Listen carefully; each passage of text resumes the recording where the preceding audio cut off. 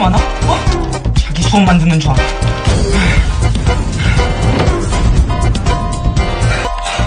내 숨소리는 왜 이렇게 커? 어우, 거슬려.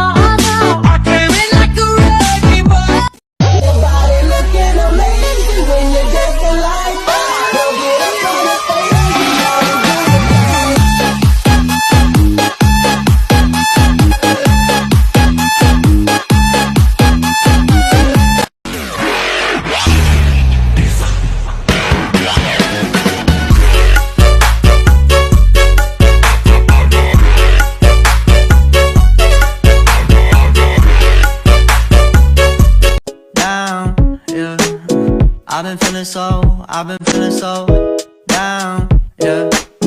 Can you tell me why? Can you tell me why?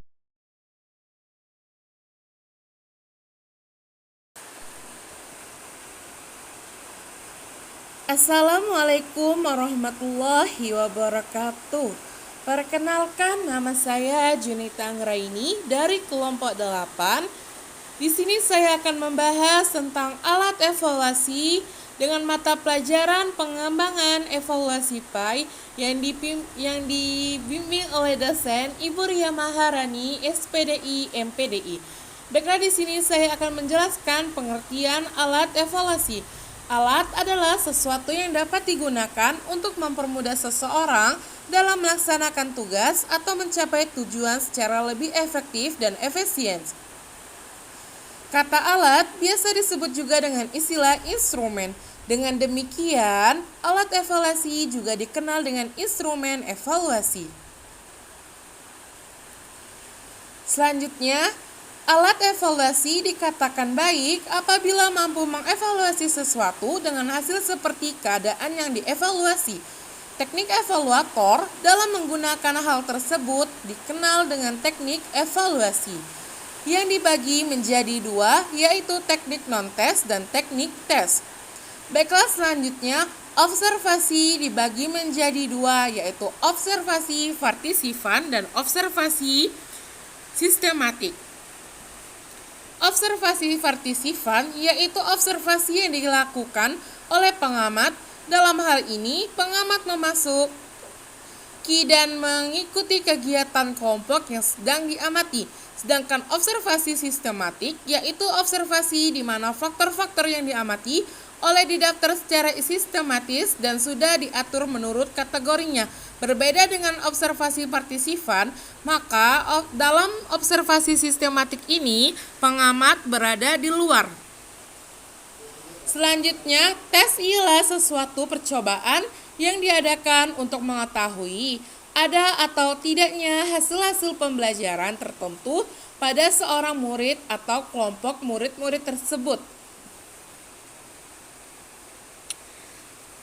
The skill, knowledge atau intelligence, kapasitas of attitudes or an individual or group. Baiklah, selanjutnya ditinjau dari segi kegunaan untuk mengukur kondisi dan kemampuan siswa. Tes dapat dibedakan menjadi tes awal atau pre-tes, tes diagnostik, tes formatif, dan tes sumatif.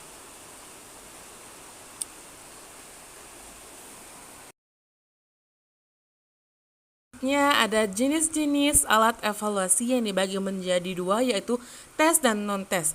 Tes adalah alat atau prosedur yang dipergunakan dalam rangka pengukuran dan penilaian yang dapat berupa pertanyaan, perintah, dan petunjukan yang ditujukan kepada peserta didik untuk mendapatkan respon sesuai dengan petunjuk tersebut dengan tujuan untuk mengukur tingkat kemampuan seseorang atau mengungkap aspek tertentu dari orang yang dikenai tes. Adapun yang kedua, non-tes adalah prosedur penilaian yang ditunjukkan untuk menilai hasil belajar dari aspek tingkah laku seperti menilai aspek efektif dan aspek keterampilan atau fisikomotorik.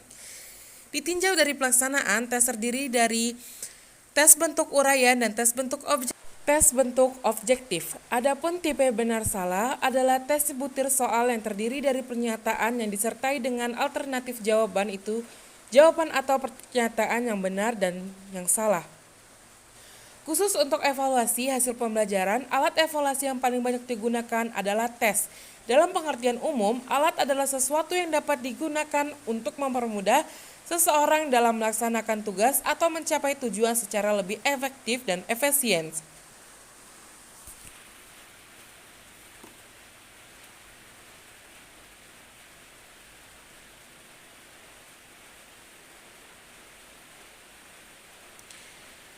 Dan adapun ranah kognitif adalah ranah yang mencakup kegiatan mental atau otak.